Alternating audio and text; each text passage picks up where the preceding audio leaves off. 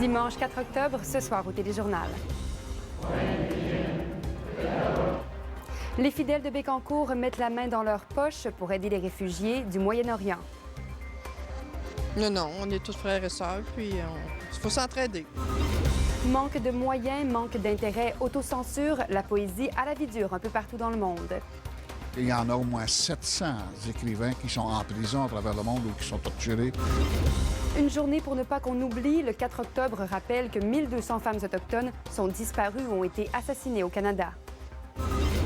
Explosion des diagnostics d'autisme, Québec organisera cet hiver un grand forum pour faire le point. Quand je serai plus là, est-ce qu'il y aura des gens qui vont l'aimer? J'aimerais ça rêver cool.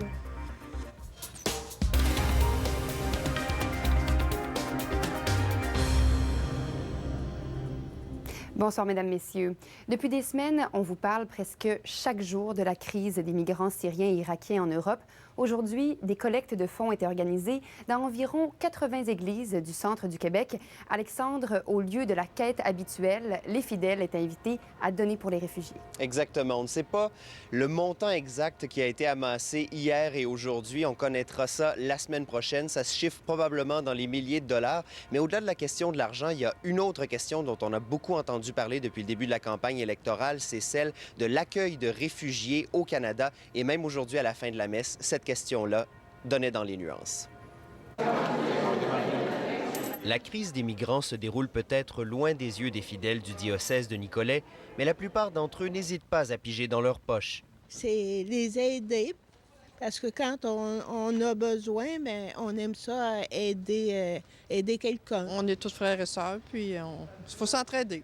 On est tous habitants de la Terre. L'argent amassé au cours de la fin de semaine sera envoyé à des organismes qui viennent en aide aux populations touchées par la guerre au Moyen-Orient.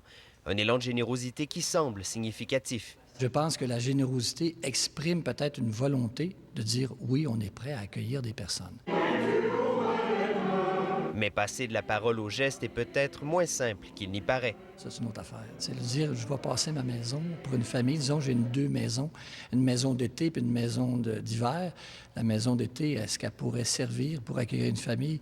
Là, c'est une autre organisation. Là. Ça, j'ai un petit peu plus de réticence là-dessus, je dois dire, par exemple, par rapport à la sécurité. Moi, je me dis, en autant que les gens qu'on va accueillir ici ne viennent pas troubler notre paix. Seigneur Jésus, ressuscité, tu as dit à tes apôtres, je vous laisse la paix, je vous donne la paix. Au Canada, les réfugiés peuvent être pris en charge soit par le gouvernement, soit par un groupe de personnes qui acceptent de les parrainer. Je faisais partie d'un groupe qui a accueilli une famille de Laotiens en 1980. Habituellement, ce sont des gens qui se mettent ensemble, qui mettent un peu de moyens financiers et qui accueillent des gens. On l'a déjà fait par le passé, on pourrait le refaire encore. Exactement ce que souhaiterait le curé de la paroisse. Peut-être aussi de porter dans la prière tout ce qui se fait déjà pour que ça continue de rester ouvert à l'accueil de ces personnes. Ouais. Ici Alexandre Duval, Radio-Canada, Bécancour. Alors que la poésie est à l'honneur à Trois-Rivières, c'est pas le cas partout dans le monde. La liberté d'expression préoccupe d'ailleurs certains artistes.